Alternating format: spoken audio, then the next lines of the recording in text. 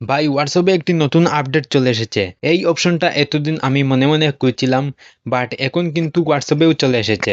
অর্থাৎ হোয়াটসঅ্যাপে আপনি ইউজার নেম সেট করতে পারবেন। তো আসলে এই অপশনটার কাজ কি ভিডিও শেষে বলে দিচ্ছি। তার আগে দেখে নেই কিভাবে এই কাজটা আপনার মোবাইলে করবেন। ওকে, দেখেন অলরেডি আমি হোয়াটসঅ্যাপে চলে আসছি। দেন আমরা যে কাজটা করব, থ্রি লাইন্স অপশনে ক্লিক করব। ক্লিক করে দেওয়ার পরে সেটিংস নামে একটা অপশন আছে, এই সেটিংসে যাব।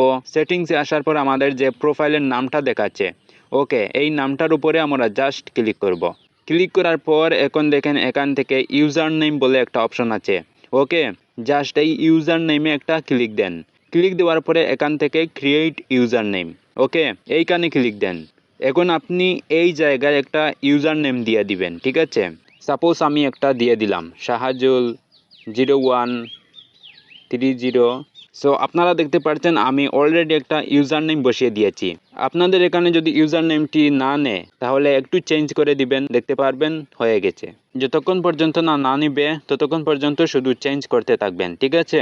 তারপরে হচ্ছে সেভ অপশনে ক্লিক করে দেন, কাজ শেষ। এবারে হচ্ছে ডান অপশনে ক্লিক করে দিবেন। এখন আপনারা জাস্ট এখান থেকে বেরিয়ে আসতে পারেন। তো এবার বলি এই অপশনটার আসল কাজ কি।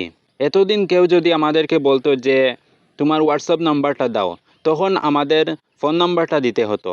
সেইটা সে তার ফোনে সেভ করে তারপরে কিন্তু আমাদেরকে কল দিতে পারতো, মেসেজ করতে পারতো। বাট আমাদের ফোন নাম্বারটা কিন্তু সেই ব্যক্তি জেনে যেত।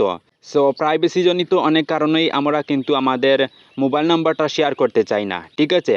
বাট আমরা তার সাথে হোয়াটসঅ্যাপে কথা বলতে চাই, এই সুবিধাটা কিন্তু ইমোতে ছিল, মেসেঞ্জারে ছিল, টেলিগ্রামেও ছিল। বাট এই প্রথমবার কিন্তু হোয়াটসঅ্যাপেও এই সুবিধাটা চলে এসেছে। তো ভিডিওটি আর বেশি লম্বা করছি না, এখানেই শেষ করছি।